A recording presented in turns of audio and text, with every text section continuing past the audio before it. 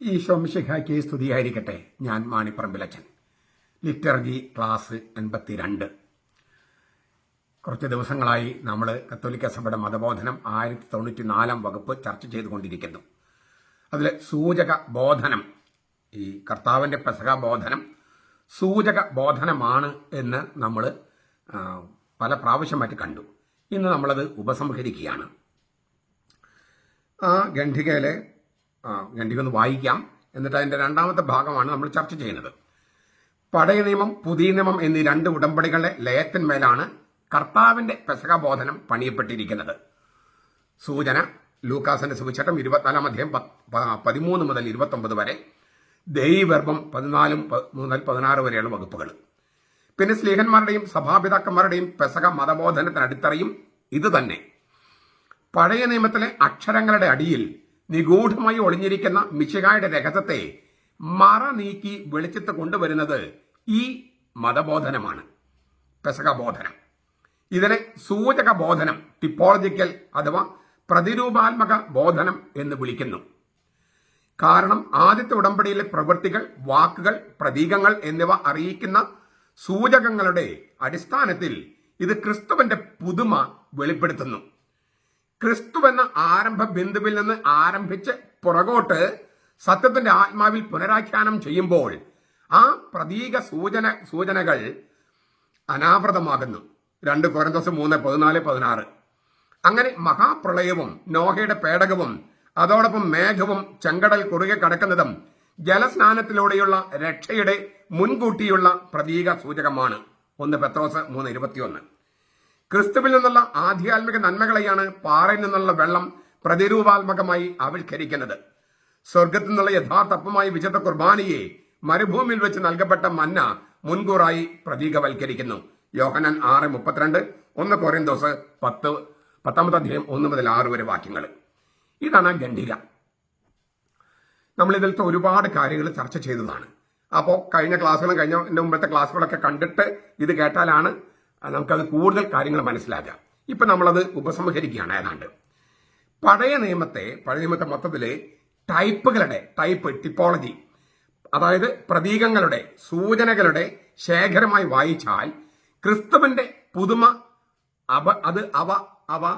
അങ്ങനെ മറച്ചു വെച്ചിരിക്കുന്നത്, ആ മറച്ചു വെച്ചിരിക്കുന്നതിന്റെ ശീലെടുത്ത് മാറ്റാം. അപ്പോൾ അത് വെളിപ്പെടും. ക്രിസ്തുവിന്റെ രഹസ്യത്തെ മുൻകൂട്ടായി വെളിപ്പെടുത്തുന്നതും അറിയിക്കുന്നതുമായ രേഖയാണ് പഴയ നിയമമെന്ന് ആ സൂചക ബോധനമാണ് വ്യക്തമാക്കുന്നത്. ആദ്യത്തെ ഉടമ്പടിയിൽ മറഞ്ഞിരിക്കുന്ന സംഗതികൾ പുറത്തേക്ക് കൊണ്ടുവരുന്നത് ഈ സൂചക ബോധനമാണ്. അപ്പൊ ഈ ടിപ്പോളജിക്കൽ വ്യാഖ്യാനം അത് പൗലോസ്ലീഹായും പത്രോസ്ലീഹയും ഒക്കെ അത് ചെയ്തിട്ടുണ്ട്. ചരിത്രത്തിൽ സംഭവിച്ച ചരിത്രത്തിൽ നടന്ന സംഭവങ്ങളുടെ അന്നൊരർത്ഥമുണ്ട്, പക്ഷെ അത് വേറൊരു സൂചനയുണ്ട്. അപ്പൊ ചരിത്രത്തിൽ നടന്നത്, സംഭവിച്ചത്, അത് അന്നൊരർത്ഥമുണ്ടായിരുന്നു. അപ്പൊ ആ അർത്ഥത്തെ കവച്ചു വെക്കുന്ന ക്രിസ്തുവിന്റെ രഹസ്യത്തെ വെളിപ്പെടുത്തുന്ന ഒരു മുൻകൂറായിട്ടുള്ള ടൈപ്പുകളാണ് പഴയ നിയമത്തിലെ മിക്ക സംഭവങ്ങളും. അങ്ങനെയാണ് ഈ പഴയ നിയമം പുതിയ നിയമം ലയത്തിന്മേലാണ് കർത്താവ് എല്ലാ കാര്യവും ചെയ്തത്. ഇപ്പൊ നമ്മൾ പലരും പറയുന്നത് പഴയ നിയമം വേണ്ട, അത് പഴയ നിയമത്തിലേതാണ്. അങ്ങനെ പറയുന്നവർക്ക് യാതൊന്നും അറിയില്ല. കാരണം ക്രിസ്തു തന്നെയും ഈ വചന ശുശ്രൂഷ നടത്തുന്നത് ലൂക്കാസിന്റെ സുവിശേഷം 24 അധ്യായം 13 മുതൽ പഴയ നിയമത്തിലെ മോശയും പ്രവാചകന്മാരുടെയും വചനങ്ങളെ പുനരാഖ്യാനം ചെയ്തുകൊണ്ടാണ്. അപ്പൊ പഴയ നിയമം വേണ്ടെന്ന് പറഞ്ഞാൽ എന്താ അതിന്റെ അർത്ഥം? അങ്ങനെ പിന്നെ എന്തിനാ നമ്മുടെ ബൈബിളിൽ പഴയ നിയമം? ഇതൊക്കെ പഴയ നിയമമാണ്, പുതിയ നിയമത്തിൽ അങ്ങനെയൊന്നും ഇല്ലെന്ന് പറഞ്ഞാൽ പിന്നെ എന്തിനാന്നൊക്കെ പഴയ നിയമം?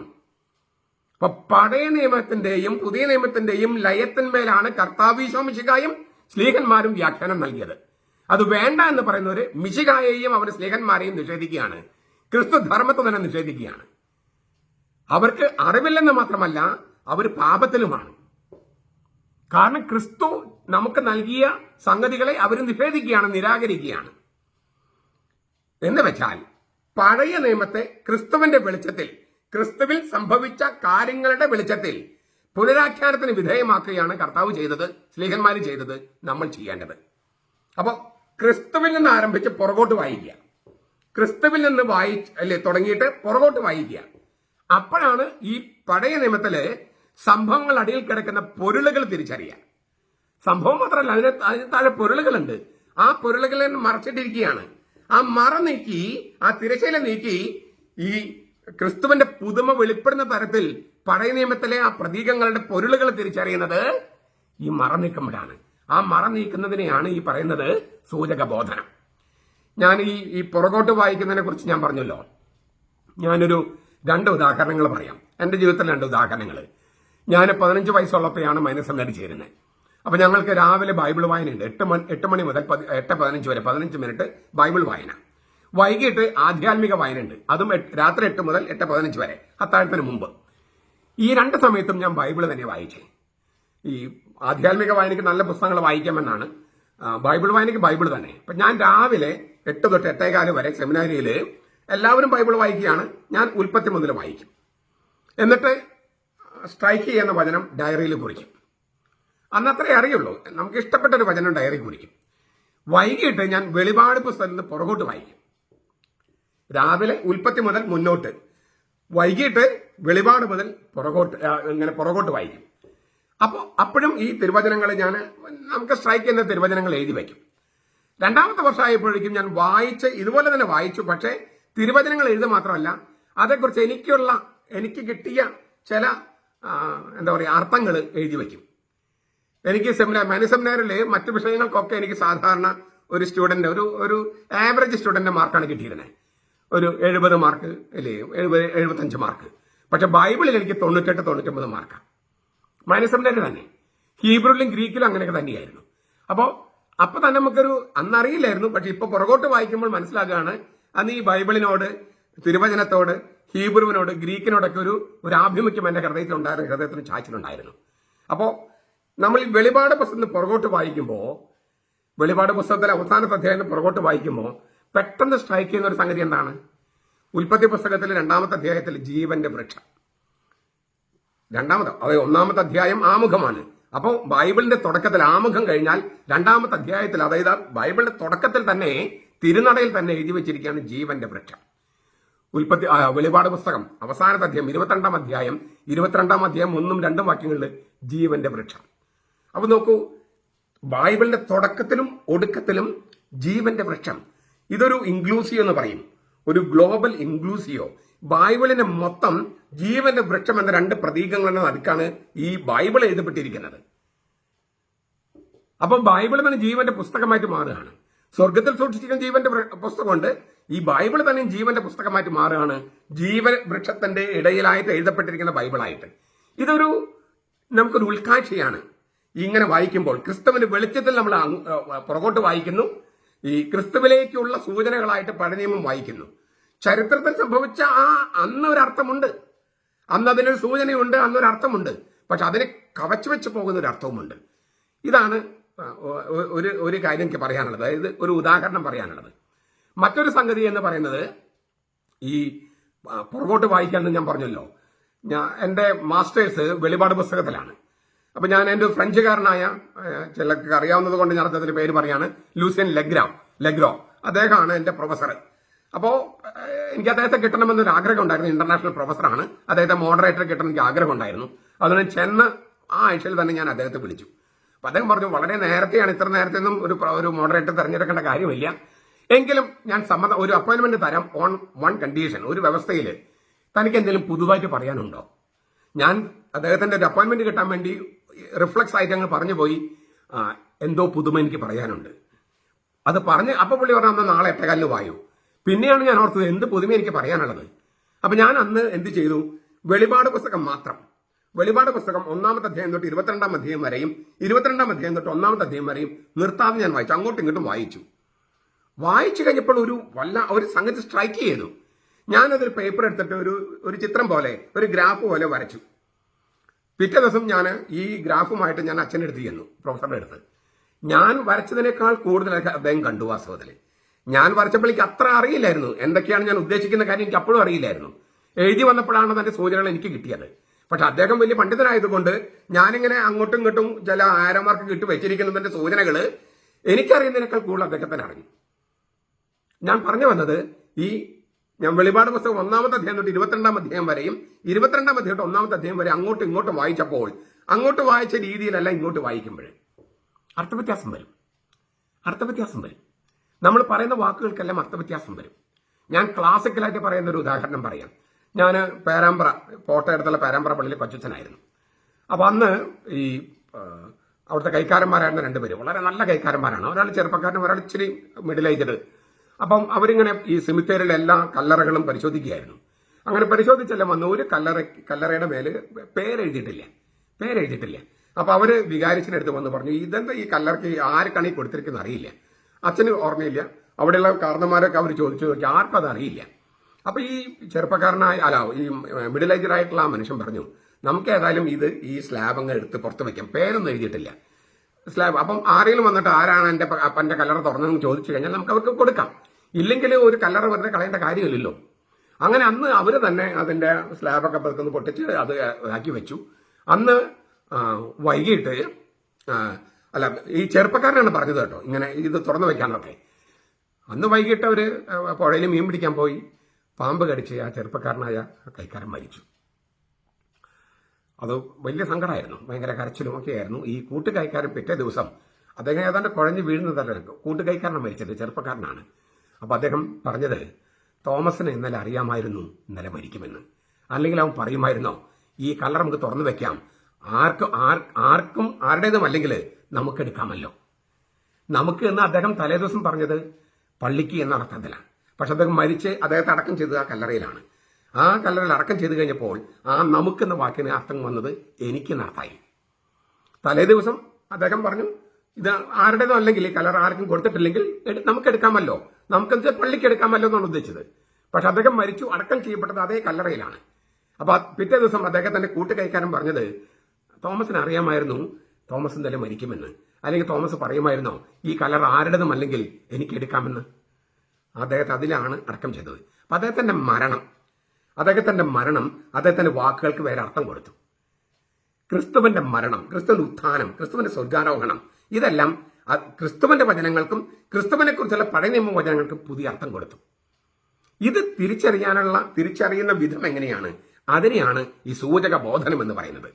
ഈ പെസക ബോധനം, കർത്താവിന്റെ പെസക ബോധനവും സ്ലീഹന്മാരുടെ മതബോധനവും ഒക്കെ ഈ തരത്തിലാണ്. നമ്മൾ കഴിഞ്ഞ ക്ലാസ്സിൽ കണ്ടതാണ്. പത്രോസ് ഗലാത്യ ലേഖനത്തിൽ പറയുന്നത്, കൊരിന്തോസ് ലേഖനത്തിൽ പറയുന്നത്, ഇന്ന് നമ്മൾ സൂചിപ്പിച്ചതാണ് പത്രോസ് പറയുന്നത്. നമുക്ക് അതിന് വിശദമായിട്ട് കുറച്ചുകൂടി പറയാം. ചുരുക്കത്തില് ഈ ക്രിസ്തുവിൽ നിന്ന് ആരംഭിച്ച് പുറകോട്ട് പോകുക, ക്രിസ്തുവിന്റെ മരണം, ഉത്ഥാനം, സ്വർഗാരോഹണം, പരിശുദ്ധാത്മാന്റെ ആഗമനം, ഇതിന്റെ വെളിച്ചത്തിൽ പുറകോട്ട് ക്രിസ്തുവിന്റെ വചനങ്ങളും ക്രിസ്തുവിനെ കുറിച്ചുള്ള പഴയ നിയമത്തിലെ വചനങ്ങളും വായിക്കുമ്പോൾ വേറെ പൊരുളുകൾ വെളിപ്പെട്ട് വരും, ക്രിസ്തുവിനെ കുറിച്ചുള്ള പുതുമ വെളിപ്പെട്ട് വരും. അത് ഈ ഈ ഈ ഈ മറ നീക്കപ്പെടുകയാണ്. പരിശുദ്ധാത്മാവിന്, സത്യത്തിന്റെ ആത്മാവ് എന്നാണ് ഉപയോഗിച്ചിരിക്കുന്ന വാക്ക് സഭ. സത്യത്തിന്റെ ആത്മാവ് നമ്മളെ പ്രചോദിപ്പിച്ച് നമ്മളെ വിരി മാറ്റുകയാണ്. അപ്പോൾ വെളിപാട് ഉണ്ടാവുകയാണ്.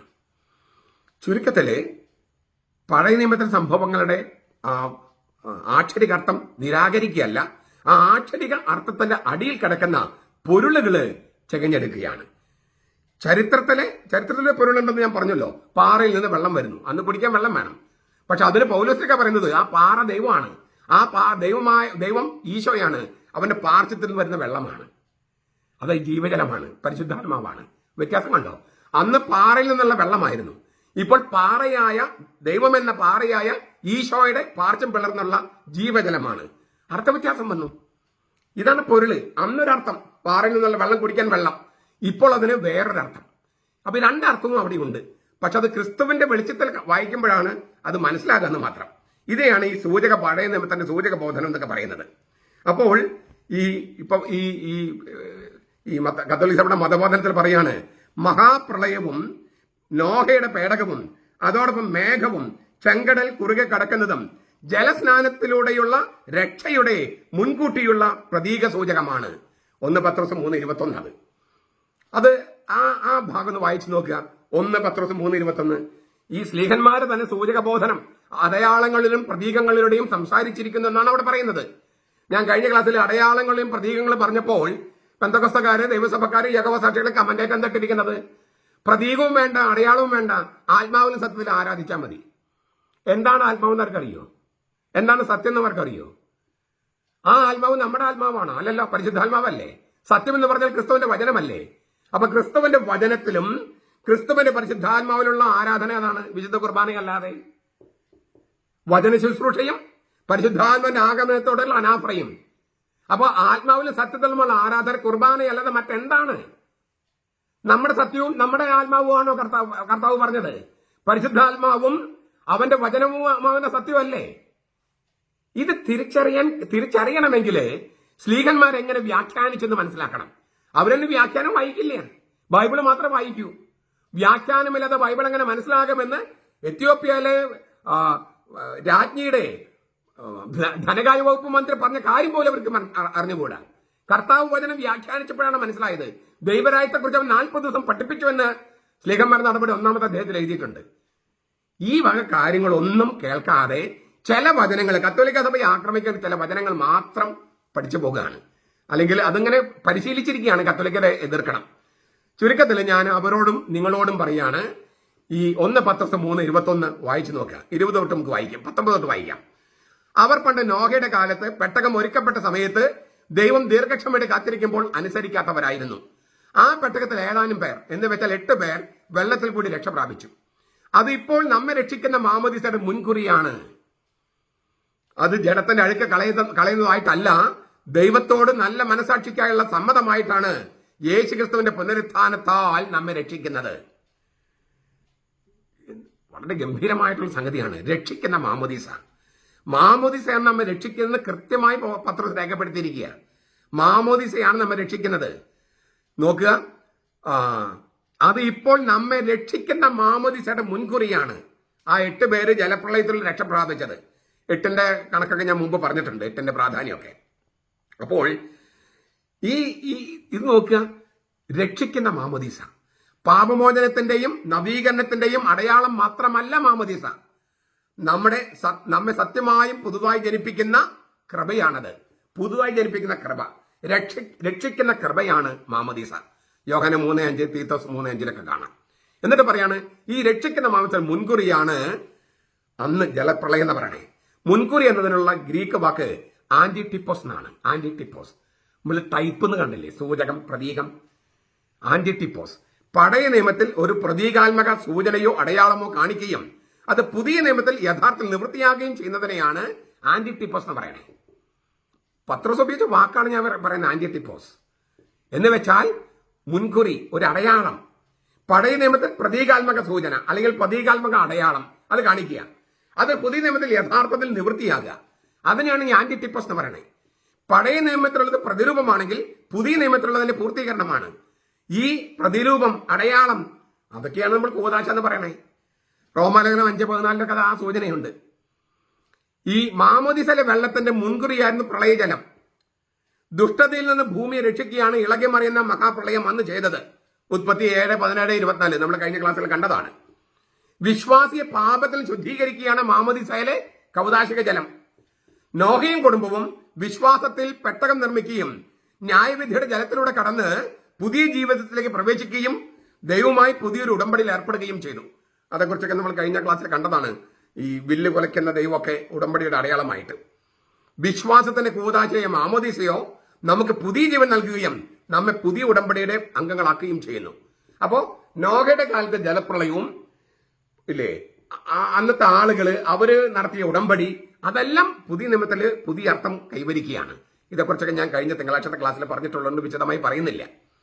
എന്നിട്ട് ഈ പത്രോസ്ലീഹ ഒരു വാക്ക് പറയുന്നുണ്ട്, അഴുക്ക് കളയുന്നതായിട്ടല്ല. തന്റെ വാക്ക് തെറ്റിദ്ധരിക്കപ്പെടാൻ സാധ്യതയുണ്ടല്ലോ, അതുകൊണ്ടാണ് ആ വചനം കൂട്ടിച്ചേർത്തിരിക്കുന്നത്. തന്റെ വാക്കുകൾ തെറ്റിദ്ധരിക്കരുത് എന്ന് കരുതിയിട്ടാണ്. മാമോദീസയിൽ വെള്ളം ഉപയോഗിക്കുന്നു. അത് ശരീരത്തിൽ വീഴുന്നെങ്കിലും ശരീരത്തിന്റെ അഴുക്ക് കളയാനല്ല വെള്ളം. ശരീരത്തിൽ നിന്നും ആത്മാവിൽ നിന്നും അല്ലേ, ദേഹം, ദേഹി, ആത്മാവ്, ഈ 3ൽ നിന്നും പാപം നീക്കിക്കളയുന്ന മാമോദീസയിലെ കൗദാശിക ജലമാണത്. അതിന്റെ ഫലം നഗ്നനേത്രങ്ങൾ കൊണ്ട് കാണാൻ കഴിയില്ല. ദൈവത്തിൽ വിശ്വസിക്കുന്നവർക്ക് കൃപയിലേ അത് കാണാൻ കഴിയും. അപ്പൊ വെള്ളം വീഴുന്നത് അഴുക്ക് കളയാനല്ല, സാധാരണ അങ്ങനെയുള്ള കഴുകുന്നത് അതിനല്ല. പരിശുദ്ധാത്മാവ്, അതായത് ഈശോയുടെ പാർശ്വത്തു നിന്നുള്ള ജീവജലമാണ് വീഴുന്നത്. ആ ജീവജലമാകുന്നത് ഈ അപ്പസ്തോലിക ശ്ലൈഹിക പിന്തുടർച്ചയിലുള്ള പൗരോഹിത്യത്തിലുള്ള ആളുകളത് ആശീർവദിക്കുമ്പോഴാണ്, കൈവപ്പിലൂടെയും സ്പർശനത്തിലൂടെയുമാണ്. അപ്പോൾ മാമോദീസയ്ക്ക് ഉപയോഗിക്കുന്ന വെള്ളമാണെങ്കിലും അത് ഏതെങ്കിലും നദിയിലോ പുഴയിലോ ഒന്നും വെള്ളമല്ല, ഈശോയുടെ പാർശ്വത്തു നിന്നുള്ള ജീവജലമാണ്. ചുരുക്കത്തില് ഈ ജലപ്രളയത്തിന് ഒരു പുതിയ അർത്ഥം കൊടുക്കുകയാണ് പത്രോസ്ലീഹ ചെയ്തത്. ഇതിനെയാണ് ഈ സൂചക ബോധനം എന്ന് നമ്മൾ പറയുന്നത്. ഈ അർത്ഥത്തിൽ വേറെ ചില സൂചനകൾ കൂടി പറഞ്ഞിട്ടുണ്ട് ഇവിടെ. ഏതാണ്? മേഘവും ചെങ്കടലും. ചെങ്കടലിലും വെള്ളമാണ്. മേഘം പരിശുദ്ധാത്മാവിന്റെ പ്രതീകമാണ്. നമ്മൾ കണ്ടു കഴിഞ്ഞു. കഴിഞ്ഞ ഏതോ ഒരു ക്ലാസ്സിൽ നമ്മൾ പറഞ്ഞിട്ടുണ്ട്. ഏതല്ല, പല ക്ലാസ്സിലും പറഞ്ഞിട്ടുണ്ട്. ഒരു മേഘം, രൂപാന്തര ഭാഗത്ത് ഒരു മേഘം ഈശോയെ പൊതിഞ്ഞു. പരിശുദ്ധാത്മാവാണത്. ഒരു മേഘമാണ് കർത്താവിന് സ്വർഗ്ഗാരോഹണത്തിൽ എടുത്തുകൊണ്ട് പോകുന്നത്. ആ മേഘം പരിശുദ്ധാത്മാവിന്റെ പ്രതീകമാണ്. അപ്പോ മഴമേഘം, അതിനകത്ത് വെള്ളമുണ്ട്, വെട്ടിത്തിളങ്ങുന്ന പ്രകാശമുണ്ട്. പരിശുദ്ധാത്മാവിന്റെ പ്രതീകമാണ്. ചെങ്കടല് വെള്ളമാണ്. അപ്പോ പരിശുദ്ധ റൂഹായിലുള്ള സ്നാനമാണ് മേഘവും ചെങ്കടലും. ചെങ്കടൽ മാത്രമായിരുന്നെങ്കിൽ ഈ പെന്തക്കോസ്തക്കാരും യഹോവ സാക്ഷികളൊക്കെ പറയുന്ന പോലെ ഒഴുകുന്ന വെള്ളത്തിൽ മുങ്ങിയാൽ മതിയായിരുന്നു. പക്ഷെ അത് ജലസ്നാനേ ആകുള്ളൂ. പരിശുദ്ധാത്മാരുടെ സ്നാനമാകണമെങ്കിൽ മുകളിൽ നിന്ന് ജനിക്കണം, ഉന്നതത്തിൽ ജനിക്കണം, മേഘത്തിൽ നിന്ന് ജനിക്കണം. മേഘം എന്ന് പറഞ്ഞാൽ പരിശുദ്ധാത്മാവ്. അപ്പോ ജലസ്നാനം സ്നാപയോഹനാന്റെ സ്നാനമാണ്, ഈ ഒഴുകുന്ന വെള്ളത്തിലുള്ളത്. പെന്തക്കോസ്തക്കാരും യഹോവ സാക്ഷികളൊക്കെ ദൈവസഭക്കാരൊക്കെ അത് നടത്തുന്നുണ്ട്. അത് സ്നാപയോഹനാന്റെ സ്നാനം. അത് കഴിഞ്ഞിട്ട് ഈശോ നൽകുന്ന ജീവജലത്തിലുള്ള സ്നാനം വേണം. അത് മുകളിൽ നിന്നാണ് ഒഴുകുക. ഈശോ മരിച്ചു കിടക്കല്ലേ, ആ മരിക്കുന്ന സമയത്ത് അവന്റെ പാർശ്വത്തിൽ നിന്ന് വെള്ളം ഒഴുകുകയാണ്. ആ വെള്ളമാണ്, ജീവജലമാണ് മാമോദീസയിലുള്ളത്. അത് മുകളിൽ നിന്ന് വീഴുന്നതാ. അതാണ് മേഘം. അപ്പോൾ മേഘവും ചെങ്കടലും, പരിശുദ്ധ റൂഹായും വെള്ളവും, ആത്മാവിലും വെള്ളത്തിലും വീണ്ടും ജനിക്കുകയാണ്, പുതുതായി ജനിക്കുകയാണ്. വീണ്ടും ജനിക്കല്ല, പുതുതായി ജനിക്കുകയാണ്. ചെങ്കടലിലെ വെള്ളം മാമോദീസ വെള്ളം, മേഘം പരിശുദ്ധ റൂഹായുടെ. അർത്ഥം കണ്ടോ? പാറയിൽ നിന്നുള്ള വെള്ളം ഞാൻ പറഞ്ഞു കഴിഞ്ഞു. അത് പാറ എന്ന് പറയുന്ന ദൈവത്തിന്റെ പ്രതീകമാണ്. പുതിയ നിയമത്തിൽ വരുമ്പോഴോ ഈശോയാണ് ദൈവം, അവന്റെ പാർശ്വത്തിൽ നിന്നുള്ള വെള്ളം. ആ പാറയിൽ നിന്നുള്ള വെള്ളം പഴയ നിയമത്തില്, അത് പുതിയ നിയമത്തിൽ ഈശോ എന്ന പാറ പിളർന്നു വരുന്ന ജീവജലവും ജീവരക്തവും, മാമോദീസയും കുർബാനയും. മരുഭൂമിയിലെ മന്ന, അന്ന് ഇല്ലേ, മന്ന ഒരു അത്ഭുതകരമായ അപ്പമായിരുന്നു. എങ്കിലും അത് ഭക്ഷിച്ചവരൊക്കെ മരിച്ചുപോയി. അപ്പൊ കർത്താവ് പറയാണ്, അത് ഒരു സൂചനയെ മാത്രമാണ്. വിശുദ്ധ കുർബാന അത് ഭക്ഷിക്കുന്നവർ മരിക്കില്ല. വിശുദ്ധ കുർബാന ഭക്ഷിക്കുന്നവർ മരിക്കില്ല. മരിക്കില്ല എന്ന് വെച്ചാൽ രണ്ടാമത്തെ മരണം ഉണ്ടാകില്ല. രണ്ടാമത്തെ മരണം വെച്ചാൽ നരകം, അതുണ്ടാകില്ല.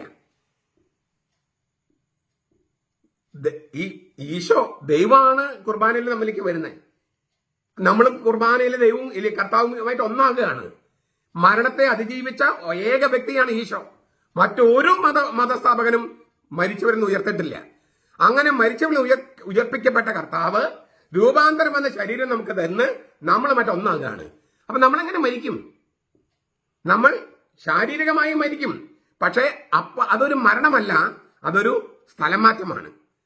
ഗർഭത്തിൽ നിന്ന് കുഞ്ഞ് പുറത്തേക്ക് വരുന്നത് പോലെ നമ്മൾ ഈ ഭൂമിയിൽ നിന്ന് ഈ ശാരീരിക മരണം എന്ന പുഴ കടന്ന് അക്കരയ്ക്ക് പോവുകയാണ്. അതാണ് സ്വർഗം എന്ന് പറയുന്നത്. കർത്താവ് പറയണം, ഈ അപ്പം ഭക്ഷിക്കുന്ന മരിക്കില്ല. മന്ന കഴിച്ചവർ മരിച്ചുപോയി. കാരണം അത് സൂചന മാത്രമാണ്, ഇത് യാഥാർത്ഥ്യമാണ്. അതുകൊണ്ട് തന്നെ മന്നയെ പോലെ മന്ന പല കാര്യങ്ങളിലും കുർബാനയ്ക്ക് വിരൽ ചൂണ്ടുന്നുണ്ട്. പിറ്റേ ദിവസത്തേക്ക് സൂക്ഷിച്ചു വെക്കരുത്. നിങ്ങൾ മിസലോ അല്ലെങ്കിൽ തക്സ എടുത്ത് നോക്കിയാൽ മിച്ചമുള്ള കുർബാന അത്ര തന്നെ കഴിക്കണമെന്ന. രോഗികൾക്ക് വേണ്ടി മാത്രമാണ് കുറച്ച് സൂക്ഷിക്കുന്നത്. ആരാധനയ്ക്ക് വേണ്ടി സൂക്ഷിക്കുന്നെങ്കിൽ എപ്പോഴും ആരാധനയ്ക്ക് ആൾക്കാർ വേണമെന്നാ, അല്ലാതെ സക്രാരിലെങ്കിലും കെട്ടിപ്പൂട്ടി വെക്കാൻ പാടില്ലെന്നാണ്.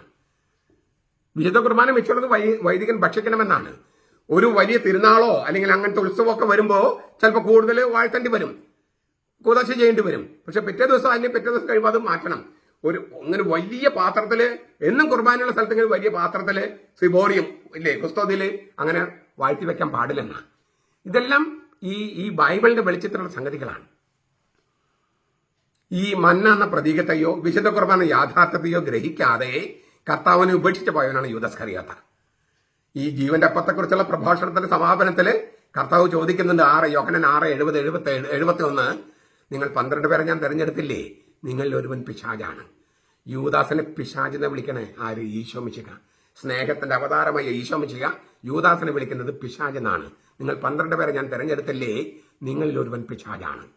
ജീവന്റെ അപ്പം എന്ന് പറയുന്നത് വിശുദ്ധ കുർബാനയാണ് എന്ന് അംഗീകരിക്കാൻ പറ്റാത്തവരൊക്കെ യൂദാസ് ഇസ്കറിയോത്തയിലെ പോലെയാണ്. ഈ വചനം കഠിനമാണ്, ഇത് ഗ്രഹിക്കുന്ന ആർക്ക് പറ്റും, ഇവന്റെ മാംസം ഭക്ഷിക്കുന്ന ആർക്ക് പറ്റും എന്ന് ഇപ്പോഴും പെന്തക്കോസ്തക്കാരും യഹോവ സാക്ഷികളും ദൈവസഭക്കാരും ഒക്കെ ചോദിക്കുന്നു. അവർ യൂദാസ് ഇസ്കറിയോത്തയെ പോലെയാണ്.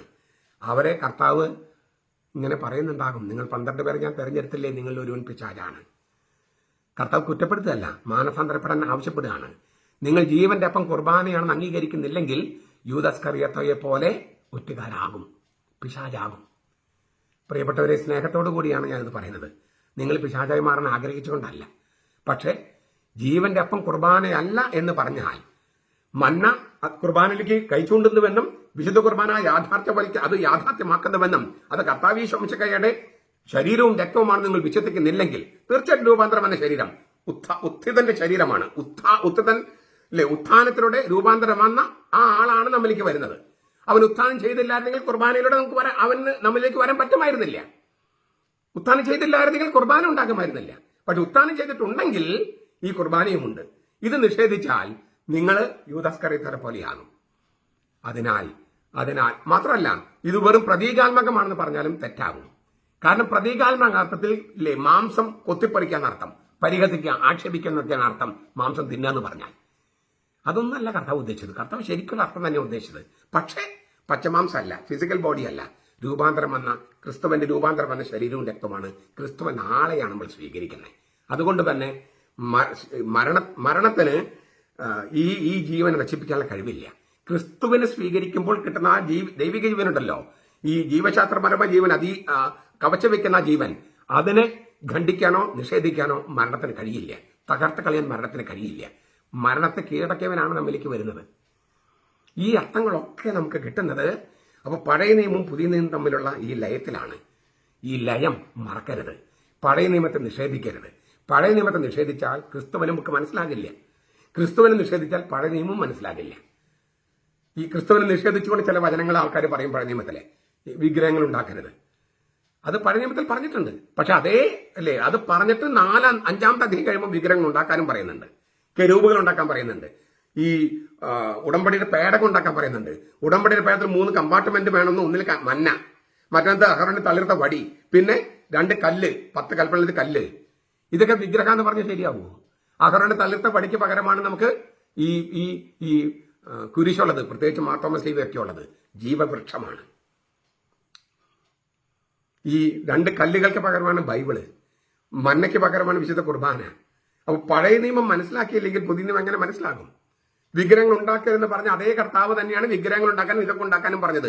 ഇത് ഏറ്റവും പരിശുദ്ധമായ സ്ഥലത്ത് വെക്കാൻ പറഞ്ഞത്. അതെല്ലാം പുതിയതിലേക്ക് സൂചന നൽകുകയാണ്.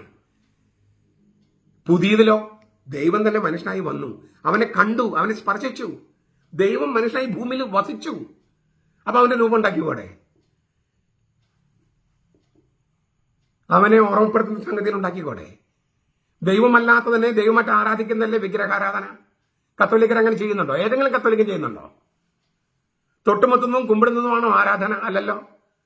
ബലിയാണ് ആരാധന. പരിശുദ്ധ കന്യകാമറിയത്തിനോ വിശുദ്ധർക്കോ ആരെങ്കിലും ബലി അർപ്പിക്കുന്നുണ്ടോ? ഇല്ലല്ലോ. നിങ്ങൾ എന്തറിഞ്ഞിട്ടാണ് കാര്യങ്ങൾ സംസാരിക്കണേ? പ്രിയപ്പെട്ടവരെ, ഇത് കേൾക്കുന്നവർ കുറച്ച് പേരാണ് പെന്തക്കോസ്തക്കാരും യഹോവ സാക്ഷികളൊക്കെ ഉള്ളൂ. ബാക്കിയുള്ളവർ കത്തോലിക്കരാണ്. പക്ഷെ നിങ്ങൾ കാര്യങ്ങൾ അറിയുകയും നിങ്ങളുടെ ഫ്രണ്ട്സിനോട് പറയുകയും നിങ്ങൾ നിങ്ങളുടെ വിശ്വാസത്തിൽ ആഴപ്പെടുകയും വേണം. കാരണം ഈ ചോദ്യങ്ങളുമായിട്ട് അവർ പിന്നെയും വരും.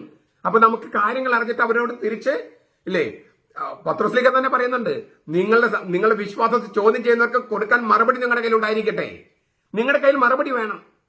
പത്രോസ്ലീഹ പറഞ്ഞിട്ടുണ്ട് അങ്ങനെ, നിങ്ങൾക്കൊരു മറുപടി വേണം. നിങ്ങളുടെ വിശ്വാസത്തെ ചോദ്യം ചെയ്യുന്നവർക്ക് കൊടുക്കാൻ നിങ്ങളുടെ കയ്യിൽ മറുപടി വേണമെന്ന് പത്രോസ് ലേഖനത്തിൽ എഴുതിയിട്ടുണ്ട്.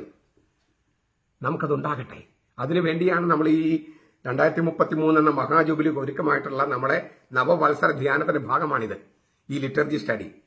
അപ്പോൾ ലിറ്റർജി എന്ന് പറയുന്നത് പ്രതീകങ്ങളിലൂടെയും അടയാളങ്ങളിലൂടെയും ഈ സൂചക ബോധനത്തിന്റെ വെളിച്ചത്തിൽ ദൈവത്തെ ഈ കൂദാശ അർപ്പിച്ച് അതിലൂടെ യാഥാർത്ഥ്യം മനസ്സിലാക്കുന്നതാണ്, അല്ലെങ്കിൽ യാഥാർത്ഥ്യം പങ്കുചേരുന്നതാണ്. അതുകൊണ്ട് നമ്മൾ ഈ പാരഗ്രാഫ് നമ്മൾ ഒരുപാട് ക്ലാസ്സുകൾ എടുത്ത് നമ്മൾ പഠിപ്പിച്ചതിന് കാരണം അത്രമാത്രം പ്രാധാന്യമുള്ളത് കൊണ്ടാണ്. നിങ്ങളിത് പഠിക്കുമെന്നും പ്രചരിപ്പിക്കുമെന്നും നമ്മുടെ വിശ്വാസത്തെ ചോദ്യം ചെയ്യുന്നവർക്ക് മറുപടി കൊടുക്കുമെന്നും ഞാൻ പ്രത്യാശിക്കുന്നു. കർത്താവിന്റെ കൃപ നമ്മുടെ കൂടെ ഉണ്ടാകട്ടെ. നമ്മുടെ കർത്താവ് ഈശോ മിശിഹായുടെ കൃപയും പിതാവായ ദൈവത്തിന്റെ സ്നേഹവും പരിശുദ്ധാത്മാവിന്റെ സഹവാസവും നാം എല്ലാവരോടും കൂടി ഉണ്ടായിരിക്കട്ടെ, ഇപ്പോഴും എപ്പോഴും എന്നേക്കും. ആമേൻ.